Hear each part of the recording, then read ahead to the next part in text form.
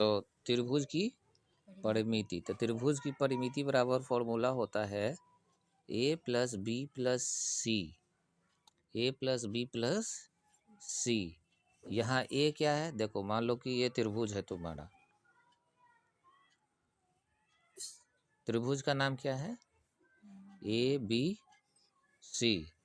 तो ये जो बड़ा ए लिखते हैं ना, तो बड़ा ए के सामने वाला जो भुजा होता है बी सी, ये कहलाता है हमारा ए, ठीक है। बी है तो बड़ा बी के सामने वाला जो भुजा है ए सी, ये कहलाता है बी। यानी कि जो छोटा ए है ना, तो यानी कि बड़ा ए का देखना है, उसके सामने वाला भुजा। छोटा बी है तो बड़ा बी के सामने वाला भुजा, छोटा सी है तो बड़ा सी के सामने वाला भुजा। समझ गए। यानी कि त्रिभुज की परिमिति बराबर क्या है formula, A plus B plus C, यानी कि A B plus B C plus C A, या A B plus B C plus C A. ये हो गया त्रिभुज की परिमिति। यानी कि एक और परिभाषा क्या कर सकते हैं, त्रिभुज की परिमिति बराबर तीनों भुजाओं का योग। तो ये भी एक फॉर्मूला है, ये भी एक फॉर्मूला है, और एक ये भी फॉर्मूला है। त्रिभुज की परिमिति बराबर त्रिभुज की तीनों भुजाओं का योग। समझ गए। अब तो त्रिभुज की पर मान लिया, अब इसको एक एग्जांपल देके समझा देते हैं।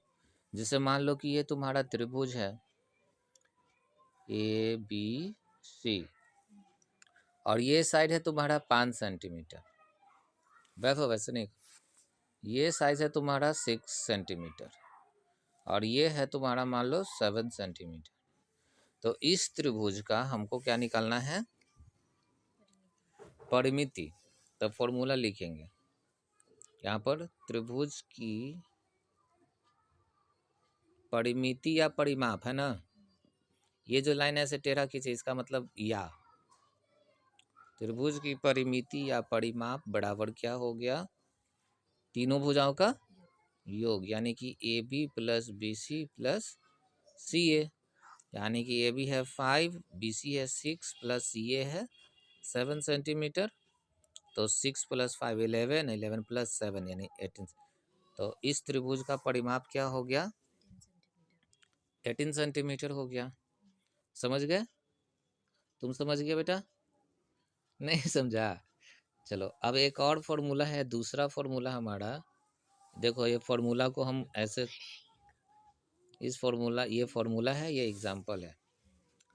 दूसरा फॉर्मूला है आयत की परिमिति, आयत की परिमिति इक्वल टू, तो आयत की परिमिति या परिमाप, फिर से बोल रहे हैं हम, दोनों सेम चीज होता है। तो इसमें भी तीनों भुजाओं का योग, तो ये हमारा आयत होता है। तो आयत की परिमिति बराबर सिंपल सा, अगर इसमें 3 भुजा था ना, तो तीनों भुजाओं का योग। इसमें 4 भुजा है तो डायरेक्ट लिख दो चारों भुजाओं का योग, या योगफल कुछ भी लिख सकते हैं, ठीक है। तो आयत का परिमिति बराबर क्या हो जाएगा, चारों भुजाओं का योगफल।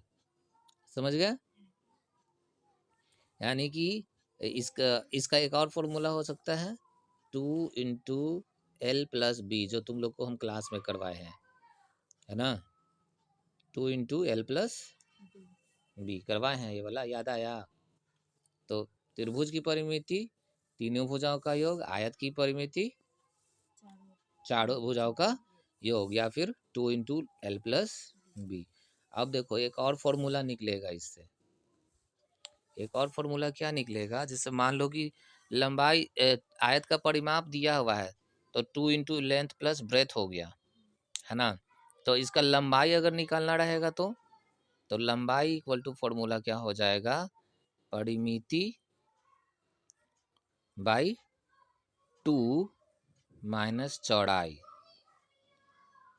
यानी कि अगर लंबाई और चौड़ाई दिया हुआ है तो परिमिति निकाल लेंगे, 2 इंटू लंबाई प्लस चौड़ाई का फॉर्मूला लगा के।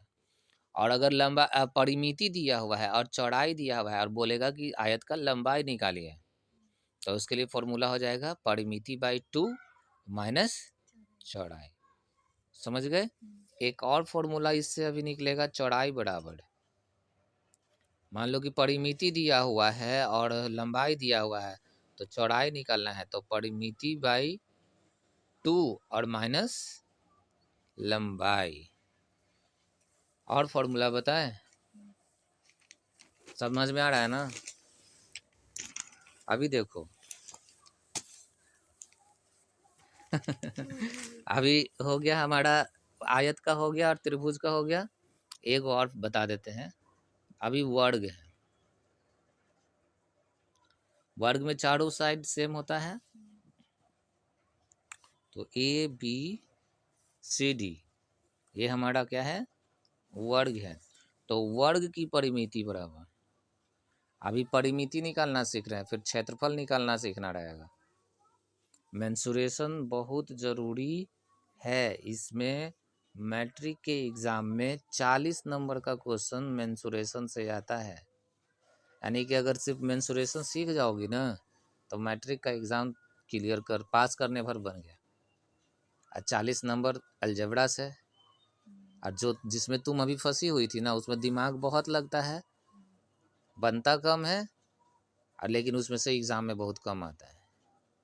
इसलिए जो जो बता रहे हैं उस पर ध्यान देना है। ऐसा नहीं कि उसको पढ़ना नहीं है, पढ़ना है, लेकिन हिसाब से पढ़ेंगे, जो हमको ज़्यादा ज़रूरी है पहले हम उस पर ध्यान देंगे, ठीक है।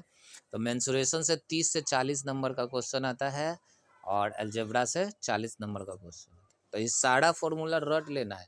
हम पूछें कि बताओ त्रिभुज की परिमिति बराबर क्या होगा, तो झट से जवाब दे देना है। क्या जवाब देंगे, तीनों भुजाओं का योग। हम पूछ दिए कि आयत का परिमाप बराबर क्या, परिमाप या परिमिति है ना, आयत का परिमाप बराबर क्या होगा, तो जल्दी से बताओ, चारों भुजाओं का योग, या 2 इंटू लेंथ प्लस ब्रेथ। वैसे ही वर्ग का परिमाप या परिमिति, वर्ग का परिमाप या परिमिति बराबर, इसमें भी 4 भुजा है तो चारों भुजाओं का योग, चारों भुजाओं का योग, ठीक है, या 4 गुना भुजा, चारों भुजाओं का योग या 4 गुना भुजा। समझ गए। अब इसमें एक चीज और देखना है, अगर भुजा परिमाप दिया हुआ है तो भुजा निकालना रहेगा। तो एक और फॉर्मूला है, वर्ग का भुजा बराबर क्या हो जाएगा, फिर वर्ग का भुजा बराबर तो बड़ा हो जाएगा, या वर्ग का लंबाई बराबर हो जाएगा परिमिति बटा 4, ये फॉर्मूला हो जाएगा। समझ गए। तो अभी क्षेत्रफल बाकी है, क्षेत्रफल भी बता ही दे क्या, कि अगले क्लास में, अगले क्लास में। अभी इतना परिमाप वाला पढ़ लिए, अब अगले चैप्टर में हम सब पढ़ेंगे कौन सा, क्षेत्रफल।